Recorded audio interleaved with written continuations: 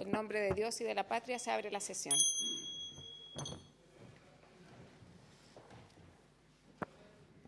Muy buenas tardes, les damos la bienvenida a la Comisión de Desafíos del Futuro, Ciencia, Tecnología e Innovación del Senado. Mi nombre es Jimena Órdenes, senadora por la región de Aysén. Vamos a esperar que llegue el presidente de la comisión, el senador Girardi, y le damos la bienvenida a los representantes de los centros de estudios regionales, entiendo Concepción, Aysén y la región de Valparaíso, ¿verdad? Y O'Higgins. Así que bienvenidos. Les propongo que iniciemos mientras tanto las presentaciones. No sé si se habían dado algún orden en particular. Es una presentación, senadora. Es una presentación y está a cargo de Claudio Toro. Yo soy Claudio Toro, soy coordinador de la red.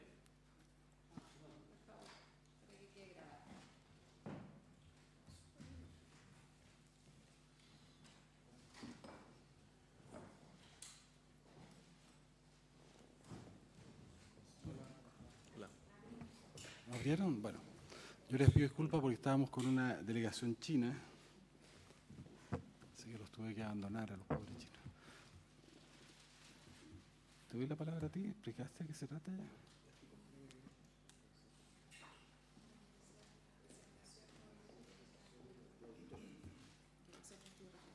Bueno, la idea es justamente ir conociendo experiencias de centros de estudios regionales. Nosotros hace 4 años hicimos un Congreso del Futuro que estaba centrado fundamentalmente en la experiencia de los centros regionales, la idea de entender que la ciencia no solo se hace en Santiago, que tiene expresiones diversas y que nos interesa mucho justamente recuperar la experiencia desde los territorios, porque Chile tiene una dimensión distinta de otros países en el desarrollo de la ciencia, que tal vez más que ningún otro lugar del planeta, Chile puede marcar su desarrollo científico desde las vocaciones territoriales.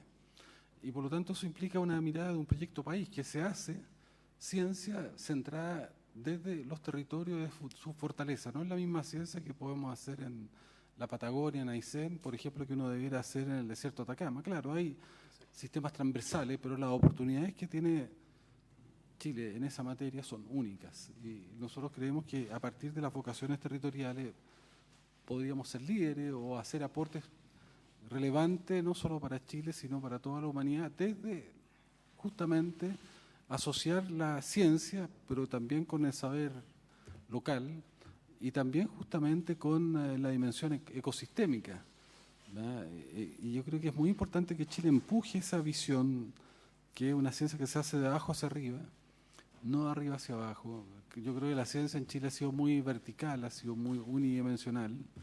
Ahora, a pesar de eso, con todos los problemas, con los bajos presupuestos, Chile vive una paradoja, tiene una ciencia de muy buena calidad, pero yo creo que eso no es suficiente para dar los saltos que Chile tiene que hacer a futuro. Nosotros impulsamos el Ministerio de Ciencia, ustedes saben, pero hoy día va a ser un elefante blanco si no tiene recursos y financiamiento. Seguimos teniendo uno de los presupuestos más bajos del planeta y en vez de crecer el presupuesto, nuestra vicepresidenta de la Academia hizo una muy buena columna hace unos pocos días atrás, justamente planteando que no era aceptable, razonable, que cuando el planeta entero entiende que estamos en un cambio civilizatorio marcado por la ciencia y la era digital, en vez de crecer en ciencia, tú disminuyas. Bueno, son parte del contexto que yo lo quiero poner en que estamos. Alex es el ejemplo de un emprendedor porfiado, que a pesar de los obstáculos ha ido logrando avanzar, pero no puede ser que toda la ciencia se tenga que hacer a través de ir venciendo obstáculos todos los días, casi como un emprendimiento personal. La ciencia tiene que tener una dimensión de bien público, porque después, ¿cómo le vamos a pedir a la ciencia que actúe como bien público si finalmente los científicos hasta se tienen que endeudar después o hacer acciones o construir acuerdos que son más bien del ámbito privado que lo público? Entonces, bueno, en ese contexto nos interesa mucho desarrollar esta iniciativa y bueno, Jimena tenía mucho interés que lo escucháramos, así que le damos la palabra mejor, ¿no? Bueno, muchas gracias por la oportunidad de presentar esta red de centros regionales. Quisiera saludar, particularmente a los señores senadores presentes, agradecer a la senadora Órdenes por habernos ayudado a consolidar esta reunión, a los representantes del ámbito académico, científico, a los directores de centros regionales. Bueno, la verdad que me emociona mucho las primeras palabras que ha dicho el senador Girardi. Yo creo que son muy relevantes para nosotros, especialmente lo que tiene que ver con desarrollo local, con una visión ecosistémica de la ciencia, ¿cierto? Desde abajo hacia arriba, creo que son vocaciones de los centros regionales hoy en día. Nosotros hemos pedido esta reunión principalmente porque queremos manifestar nuestra preocupación frente a la institucionalidad de ciencia y tecnología. Queremos presentar esta Red Nacional de Centros Regionales, que tiene como propósito contribuir de forma efectiva a la transferencia de resultados a la sociedad civil, ¿cierto?, a través de ciencia y tecnología. Entregar una breve reseña de los resultados e impactos del centro y también manifestar nuestras principales preocupaciones ya en forma de petitorio, quizás, qué es lo que realmente esperamos de la institucionalidad futura. Algunos antecedentes. Este programa de centros regionales fue creado al alero de CONICYT, ¿cierto?, ya por el año 2001, cuando un presidente, Eric Goles, digamos, director de CONICYT, presidente de CONICYT, él apostó por descentralizar la ciencia y en realidad fue una apuesta interesante y decidió junto a los gobiernos regionales impulsar el desarrollo territorial, la descentralización de ciencia a través de la instalación de estos centros. Y la idea es que estos centros sean capaces de generar capacidades de articulación y de generación de conocimiento en las regiones, articulando capacidades y aportando al desarrollo territorial. En ese contexto se generaron a nivel nacional 12 centros regionales, ya digamos, tras 15 años de la ejecución del programa, han sido 12 los centros regionales que operan actualmente, y necesitamos hoy en día quizás plantearnos esta nueva institucionalidad. Nosotros hemos sido un programa, hemos pasado a ser centros, instituciones. Entonces, lo que se le ha exigido a los centros regionales es una apuesta bastante interesante desde el punto de vista de formar corporaciones que se hacen cargo de problemas, de desafíos, pero también de capital humano que está presente en estos centros regionales. Entonces, creemos que es importante plantearnos el futuro y en ese contexto contar un poquitito qué es lo que hemos hecho, cuáles han sido los resultados e impactos de estos centros. Nosotros, a pesar de que tenemos, digamos, un desarrollo desde la región y que a veces se hace bastante difícil hacer ciencia en las regiones, tenemos un foco que está basado en las estrategias regionales de desarrollo. Ese foco nos ha traído innumerables resultados que, si bien en algunos casos no sugieren grandes desafíos científicos, han sido modelos de negocio exitosos, transferencias al sector productivo interesantes y que han agregado valor. Aquí tenemos algunas, como las cooperativas que se han generado a través de nuevas variedades en genómica que se han logrado a través de una semilla de lupino con un 60% de proteínas, que es un caso bien conocido en los centros regionales. Se han desarrollado sistemas de información meteorológica que ayudan a la toma de decisiones en ámbitos agrícolas, por ejemplo. Se han desarrollado paneles sensoriales en el desarrollo de productos alimenticios que incluyen personas, por ejemplo, no videntes, que tienen características bastante diferenciadoras, digamos, en relación con productos, el evaluar productos sensorialmente. Se ha trabajado mucho en el desarrollo de información y difusión científica para niños en colegios. Hemos trabajado mucho al alero de programas Explora, al alero de quizás el propio desarrollo que hacemos nosotros, los centros regionales para difusión de ciencia. Hemos generado muestras donde la comunidad acude. Es muy interesante cuando en la comuna de Coronel, por ejemplo, asisten 7.000 personas a ver una muestra de polímeros, digamos. Es algo bastante interesante.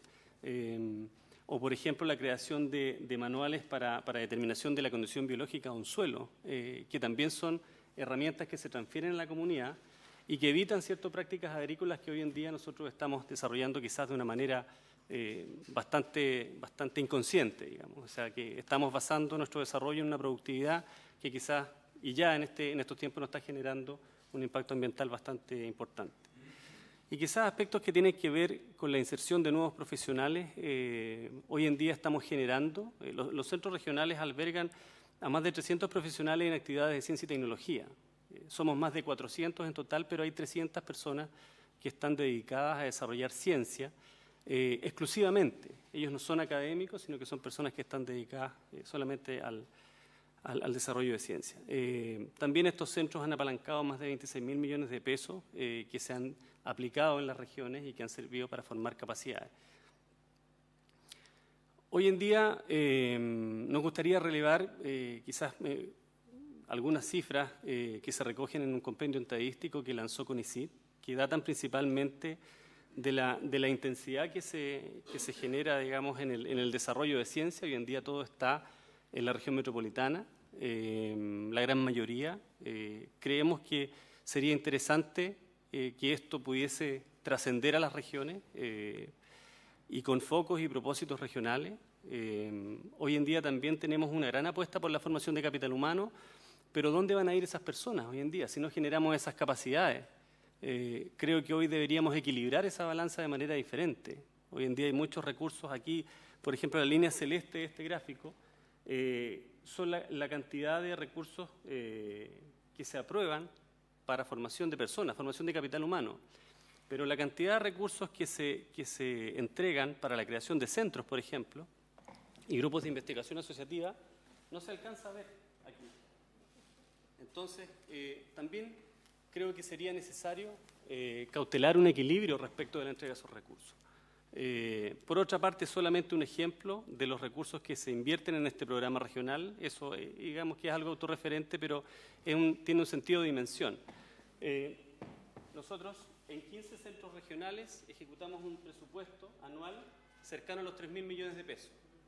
En esto tenemos que generar, a través de estos recursos, nosotros tenemos que generar condiciones para desarrollar ciencia en regiones, siendo que otros programas albergan quizás más de 20.000 millones de pesos y que quizás están más asociados al desarrollo de grants, es decir, programas de investigación.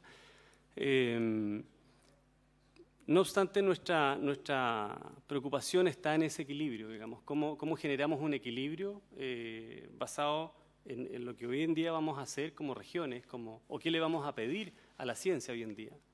Entonces, creo que hay varios desafíos que hoy en día tenemos que mirar y la idea nuestra como red también es relevar estos desafíos. En cuanto a la ley de descentralización, por ejemplo, implica, esto es solamente un pequeño ejemplo, digamos, que los recursos FIC deberán ser invertidos en convenios con servicios públicos nacionales o regionales o con universidades. Nosotros hemos quedado fuera de estos recursos. Eso ha generado un impedimento importante para los centros regionales. Entonces, ¿qué pasa con los centros regionales? ¿Qué pasa con INEA? ¿Qué pasa con Infor? Que son instituciones que se dedican hoy en día a hacer ciencia y quizás por un resquicio, que es algo que quizás alguien lo pasó, digamos, a hacer así, digamos, no se reparó en que quizás el impacto que podía tener esta decisión pasa a afectar a instituciones que hoy en día reciben esos recursos a través del FIC. Creo que es algo que también es importante destacar. Tenemos una solicitud para la comisión, quizás basado en algunos considerandos que yo creo que también es importante expresar, y no son todos los considerandos, sino son los que hoy en día nos preocupan, que tienen que ver con la necesidad de seguir potenciando el desarrollo en armonía con las regiones. Creemos que en 15 años los centros regionales han centrado su trabajo en complementariedad con las estrategias regionales y eso es un punto que no podemos perder de vista. Que, por ejemplo, en el documento informe del Consejo de CONICYT 2015-2018 se propone que sean las regiones las que, en función de sus propias estrategias, evalúen la proyección de estos centros. Creemos que hay que dar una segunda vuelta, creemos que las regiones no están enteradas de eso. Nosotros vivimos en regiones y sabemos que los sistemas administrativos regionales hoy en día no saben que desde CONICYT se ha pensado eso. Entonces, creemos que hay que socializar más esta decisión. Nos preocupa que en regiones, por ejemplo, no existan las herramientas para poder evaluar a los centros regionales. Eso es un punto que nosotros no queremos dejar de pertenecer al Sistema Nacional de Ciencia. Nosotros valoramos el realizar publicaciones científicas, creemos que es una validación por pares, y eso nos dice que lo que estamos haciendo realmente es algo que tiene un nivel de desarrollo importante. Entonces, La petición que hacemos es que el Sistema Nacional de Ciencia que opere regularmente, y en esto cierto nos referimos al Ministerio de Ciencia y Tecnología, considere el aporte basal a los centros regionales, pero en un consenso importante con las regiones, sujeto a evaluación y a indicadores cierto que sean también un consenso entre regiones y la institucionalidad. Lo otro es garantizar la proyección de los centros regionales en esta transición. Nosotros, si bien cuando pensamos en los centros, los pensamos desde una política pública de descentralización de ciencia, pero también después damos una vuelta y decimos, chuta, tenemos 5 años, después 5 años, después 3 años, o sea, el financiamiento no es permanente, esa estabilidad es vulnerable.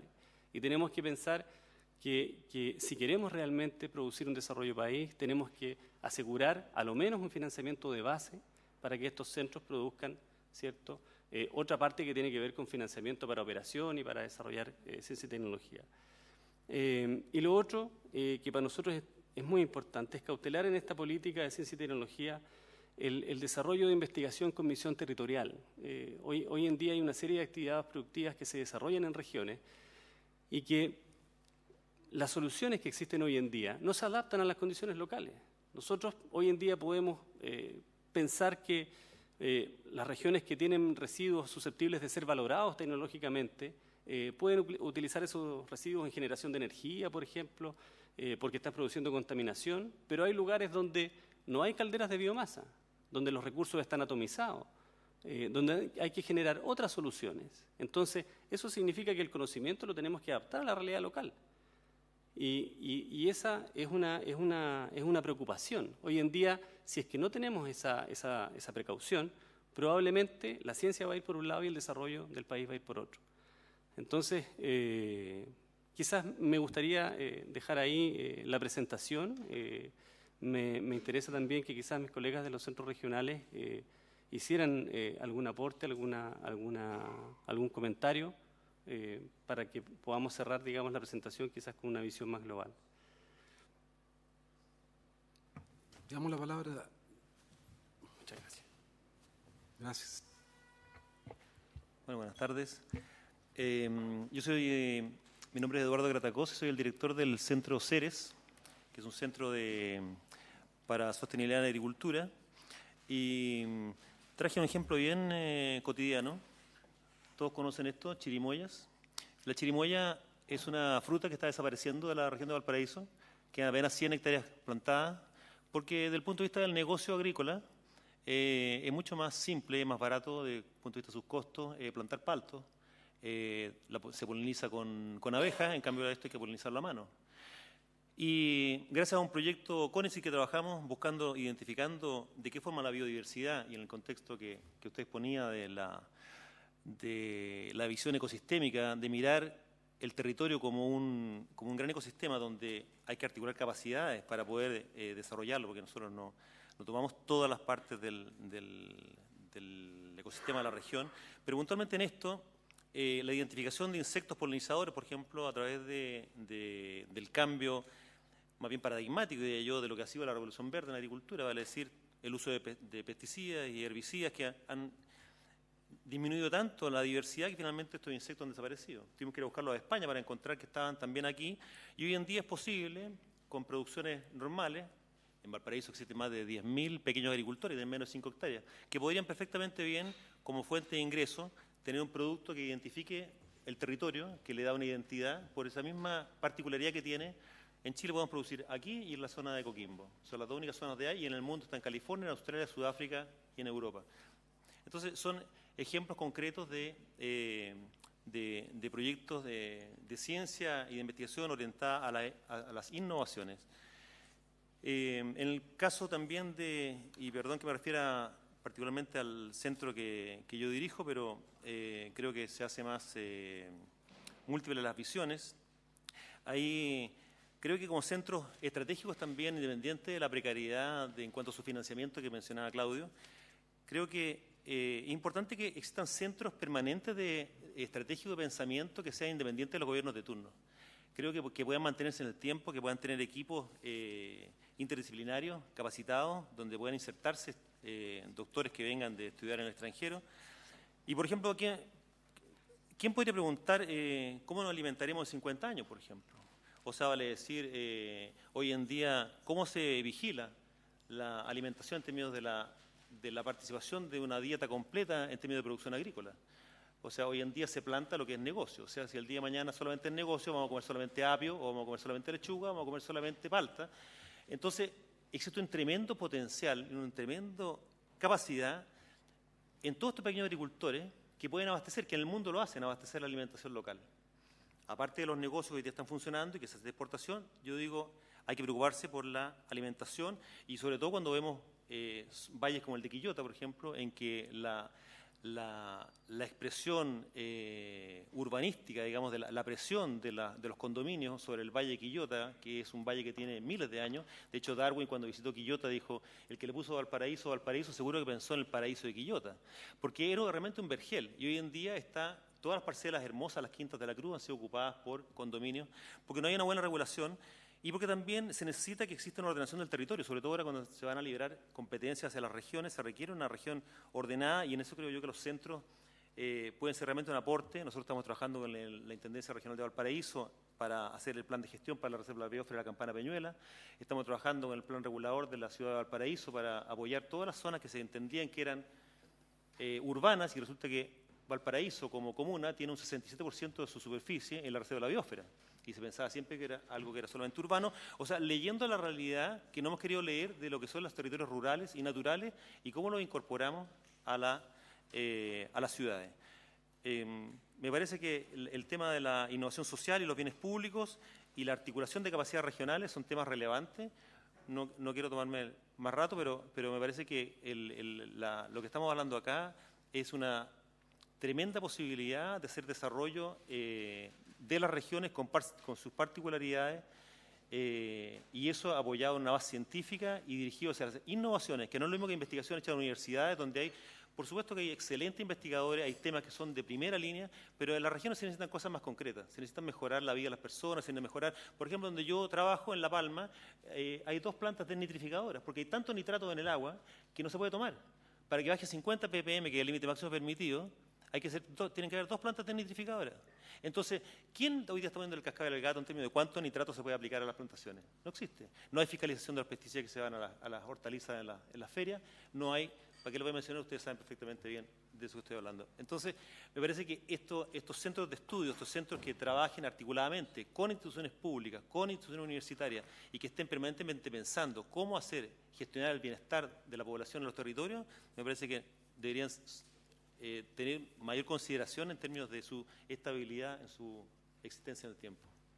Gracias. Bueno, mira, solo un comentario. Yo soy el autor de la ley de etiquetado, los sellos negros, y ahora hicimos un segundo proyecto que ya lo aprobamos en general, que sería bueno que participaran, que va a prohibir que, por ejemplo, licitaciones como Junaep, como Junji Integra, puedan comprar alimentos que son hiperprocesados y que tienen altas cantidades de sal, grasa y azúcar.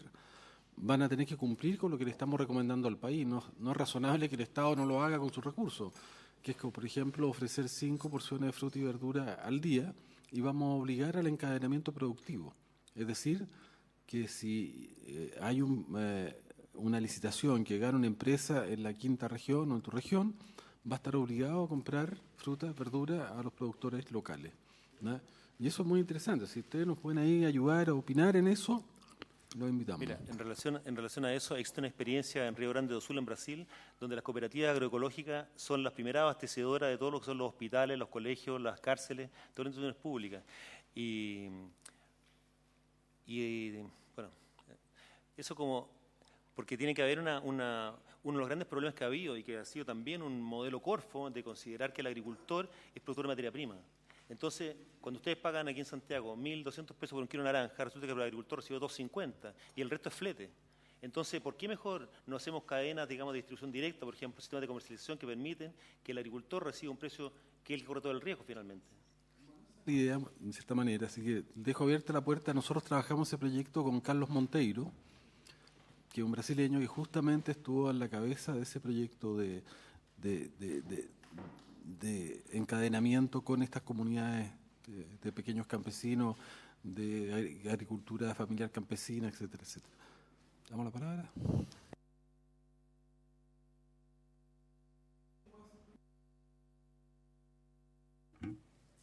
Bueno, creo que Eduardo ha dado una buena y amplia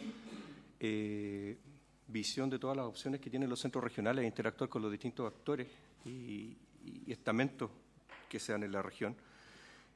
Nosotros también, junto con otros centros regionales... Por favor, identifícate para la grabación, porque todo esto queda con un registro. Por supuesto, soy Mauricio Ortiz, director del Centro de Estudio Avanzado en Fruticultura de la región de O'Higgins.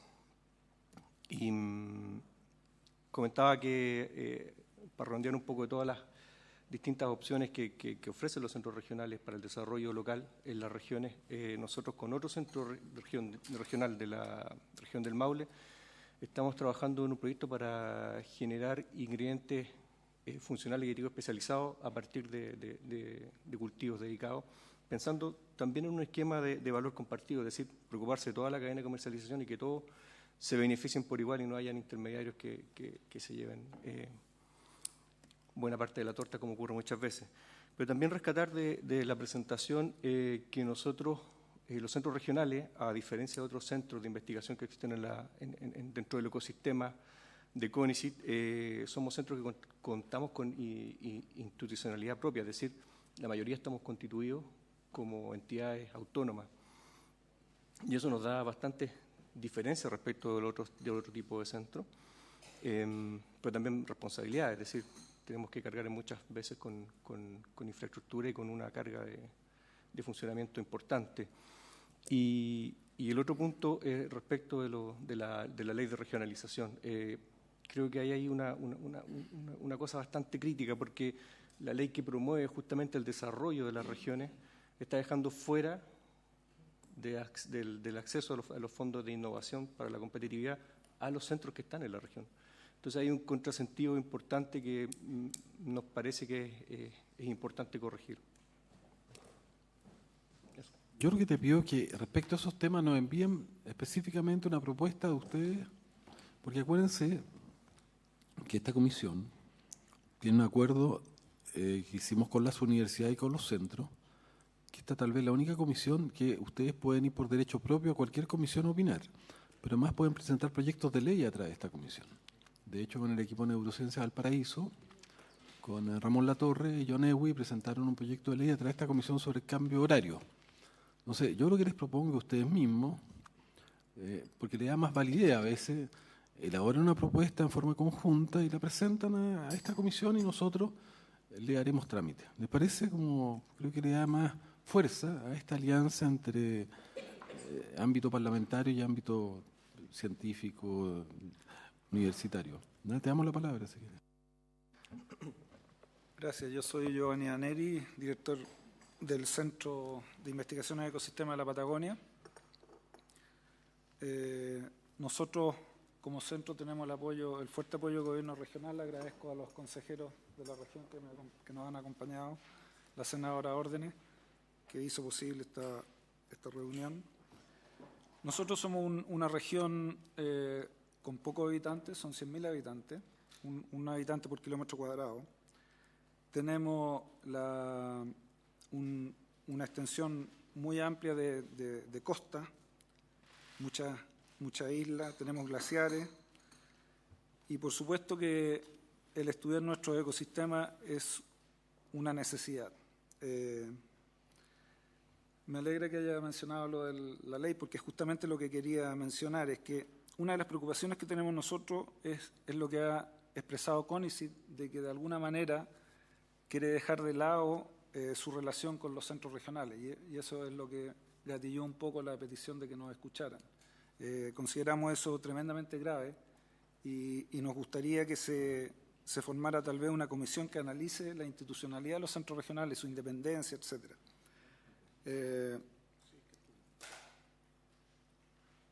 Y por lo tanto me hace mucho sentido el que podamos interactuar de la forma que usted lo menciona. Y aparte de lo que acabo de decir, creo que ya mis colegas se han expresado en extenso. Gracias.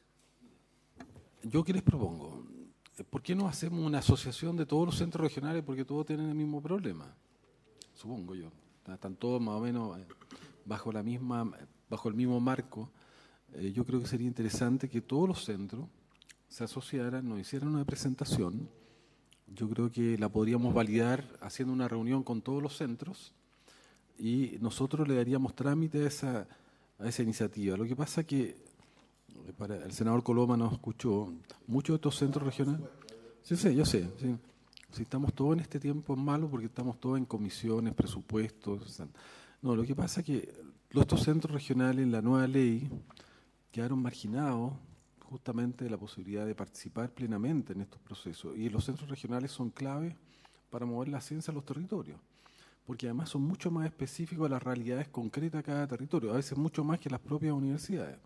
Entonces, yo lo que les propongo es que nos hagan una presentación de una propuesta de ley y nosotros la tomaremos justamente para poder discutirla, analizarla y ponerla en un trámite legislativo. Entonces, yo les propongo que ustedes mismos, en un primer paso, elaboren una propuesta borrador, la compartan con los otros centros que tengan interés.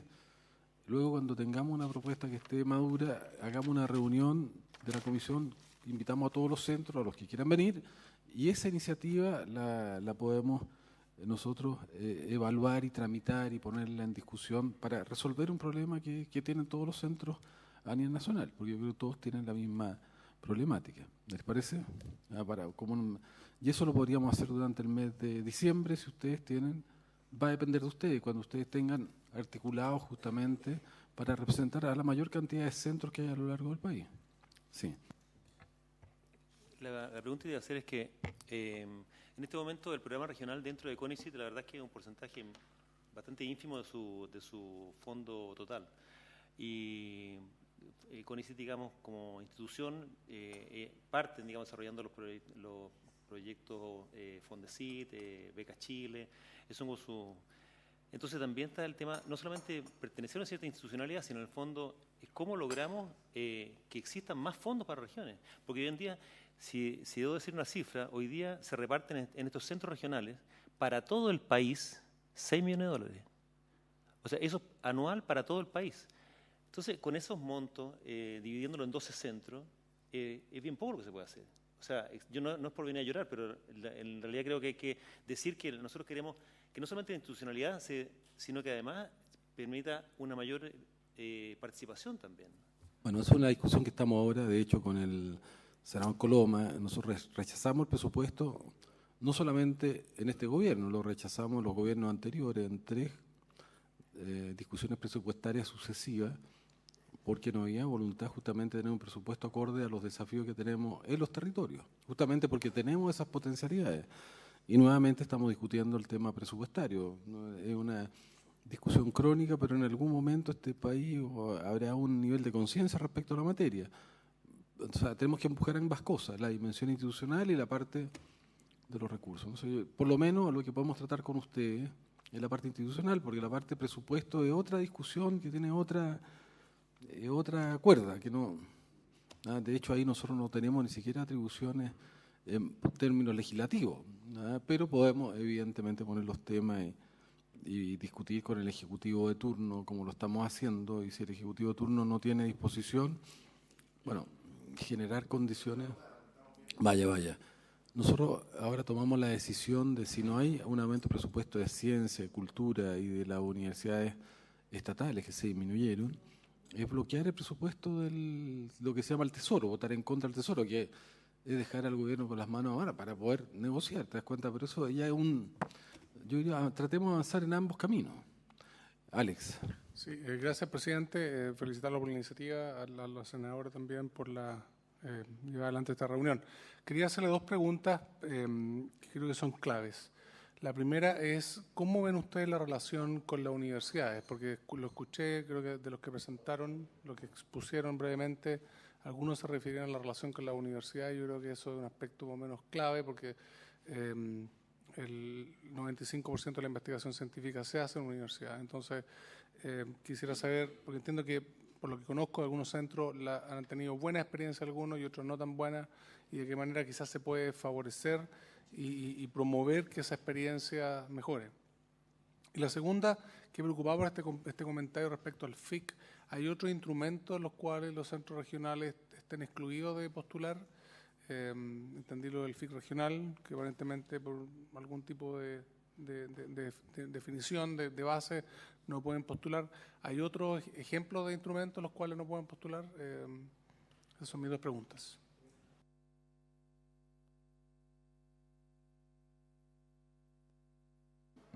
Bueno, el tema de la relación con la universidad es clave porque cuando hay pocos recursos tenemos que colaborar.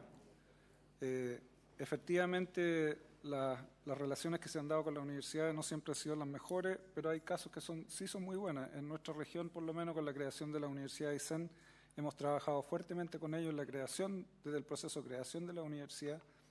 Y en otros lugares, el colega Gratakos puede ser testigo de esto, es que los centros funcionan mucho dentro de la universidad, son parte de la universidad. Y eso es lo que yo creo que tenemos que revisar en esta revisión de la institucionalidad de los centros. Es un aspecto clave. Yo creo, mi visión personal, lo hemos sostenido hace muchos años, es que hay que generar las condiciones para que las universidades se sientan también que son partícipes de los centros y que ganan en algo. Voy a dar un ejemplo pequeño. Cuando nosotros publicamos, y los centros publican a la par de las universidades, cuando nosotros publicamos, esas publicaciones podrían perfectamente servir para los guarismos que tiene la universidad y que le sirve para el aporte fiscal indirecto, por ejemplo. Entonces, sí, la universidad se siente que está ganando al ser socia activa de un centro regional. Y cosas por el estilo, el tema de nosotros a veces podemos acoger tesistas, podemos usar nuestras redes internacionales que también sean de utilidad para la universidad y viceversa. Mi centro, el CIEP, no podría operar si no tuviera una relación fluida. Dentro del directorio del CIEP está la Universidad de Concepción, la Universidad Austral de Chile, la Universidad de Aysén, la Universidad de Córdoba de España, la Universidad de Montana. No podríamos lograr los niveles de productividad científica que hemos logrado si no fuese por esa red, entonces es fundamental. Yo creo que además no hay ninguna posibilidad de tener ciencia de verdad, de calidad, si no hay colaboración. O sea, no, la ciencia, tal vez más que otras disciplinas, es por esencia colaborativa. Entonces, y además yo creo que los centros le dan cierto grado de flexibilidad también y de, como tú decías, un foco más concreto. No digo que la universidad no lo puedan hacer, pero creo que ahí ayuda. Déjame terminar la idea. Yo creo que, además, nosotros necesitamos un espacio de reflexión, porque la política, es cierto, no está reflexionando. La política tiene una temporalidad y en este mundo tan rápido, la política no es reflexiva, es refleja, es reactiva. Y los cambios son, yo digo siempre, esta es una carrera contra la obsolescencia. Lo que hoy día es válido, mañana no lo va a hacer.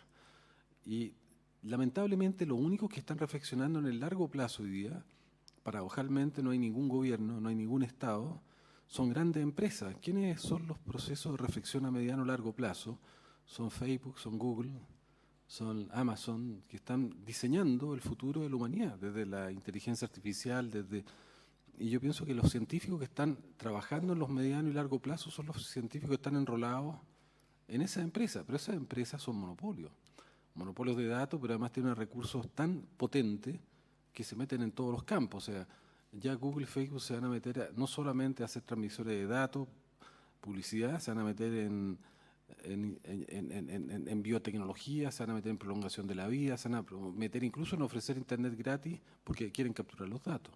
Entonces es muy importante que la ciencia, que no está afiliada a esas grandes plataformas, entienda que tiene un deber de reflexionar, te das cuenta, de mirar justamente el mediano y el largo plazo, que no lo están haciendo los gobiernos, que no lo están haciendo el ámbito de la política, que yo creo que es clave. Y sobre todo en Chile, yo insisto, yo creo que Chile es único en su capacidad y en su fortaleza de mirar desde la dimensión más ecosistémica o desde los territorios. Yo creo que hay muy pocos lugares que tienen esa fortaleza como lo tiene Chile. Entonces, yo insisto que lo que deberíamos hacer es que ustedes trabajen una propuesta, la podemos acá limar, la podemos traducir en un código más legislativo, que hagamos una reunión con todos los centros que quieran participar y le demos impulso a esa, y ojalá que eso vaya más allá solamente del tema recursos, sino de pensar en un marco de relación de los centros, no solo con universidades, sino con la sociedad, con el Estado, que